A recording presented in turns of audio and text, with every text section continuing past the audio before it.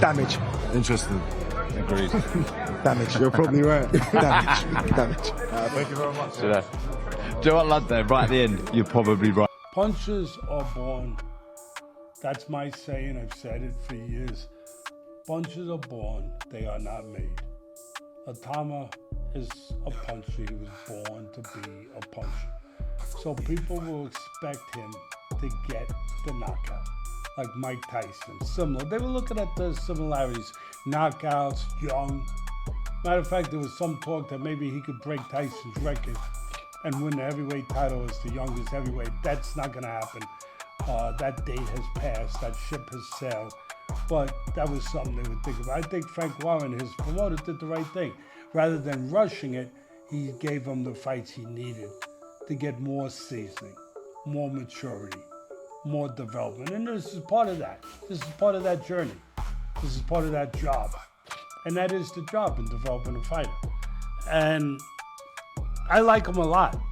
He's talented. I like he's technically sound. He's got Ben Davidson doing a good job. He had people before that. They've done a good job. He's technically solid. He knows how to fight. He could get you out of there by going to you and by getting you to come to him and counterpunching. He's got good hand speed. As I said, he's fundamentally solid. An opportunity to box one of the greatest ever. Some may say the best heavyweight ever when it's all said and done, potentially. You know, what better opportunity to test your skills than against somebody like that? That's what you're in the game for, so. I think that Jermaine Franklin versus Moses Itauma is a really, really good fight for Itauma's progression. I think he's a solid opponent. I've got no issues whatsoever. It's on a very, very good card. No mention of pay-per-view as well, which is even better.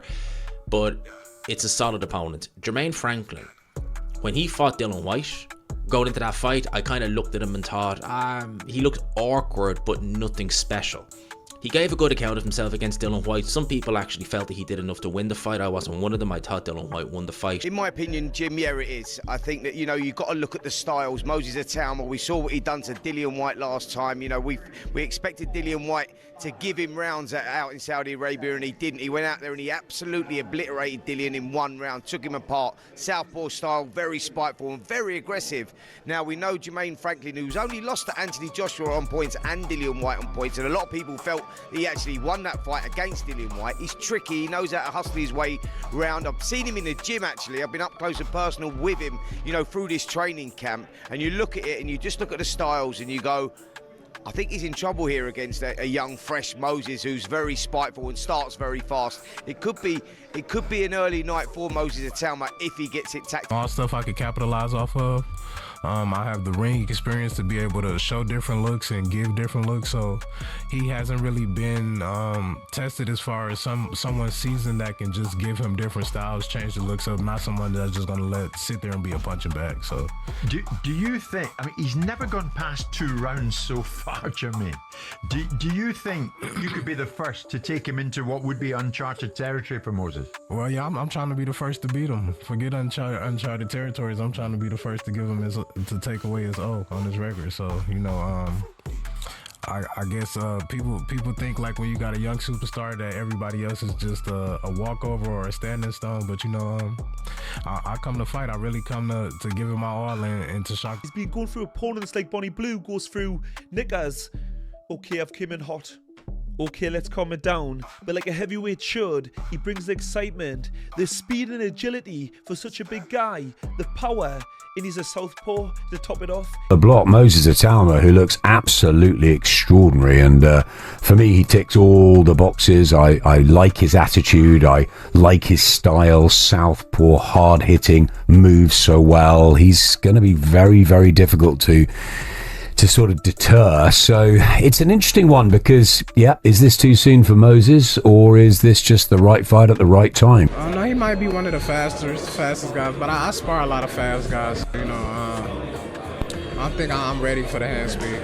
I get shit all the time on the internet, but what am I going to do about it? What can I do about it? I'll get fucking 5 years if I hit someone. So why would you care with the position you're in? It's not that you don't care, because you can care sometimes. Sometimes you'll see comments and you'll think, you cheeky bastard. You think, if I ever got fucking hold of you and I could get away with it, I'd fucking rip you fucking head. I'm 50-50.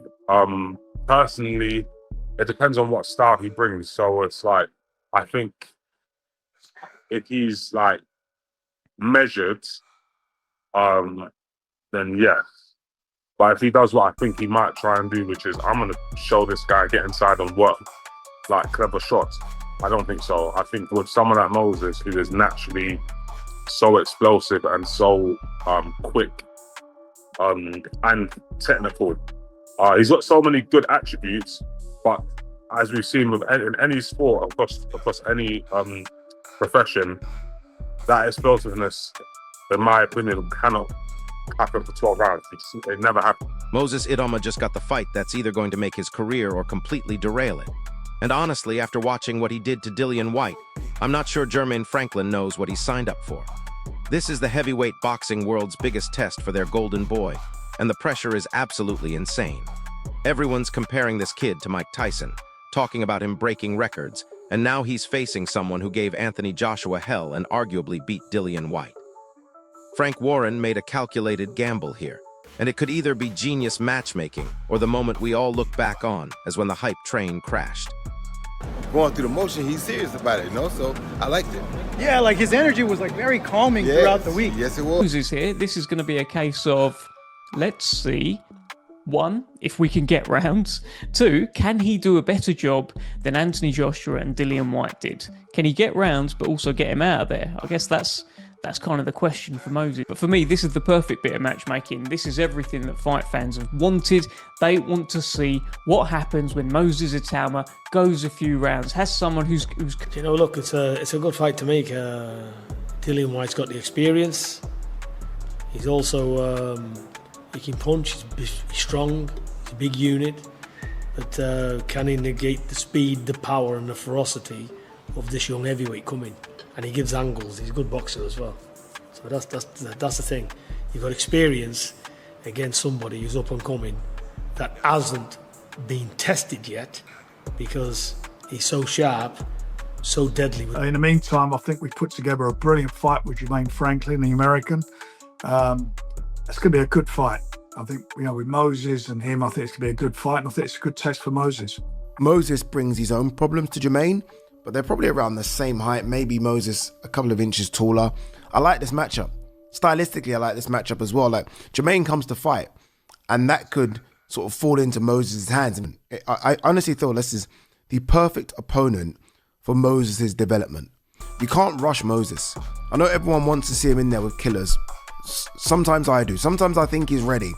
But the fact is, you do have to take your time with Moses. And I think someone like a Jermaine Franklin, who is a top 30 guy, top 30 guy, who again, we've seen him with AJ and Dillian Whyte, so we can compare Moses' performance against him and compare. Here's what makes this fight absolutely wild. Moses Itauma hasn't gone past 2 rounds yet. Not once. He's been demolishing opponents so fast that nobody actually knows what happens when he gets tested.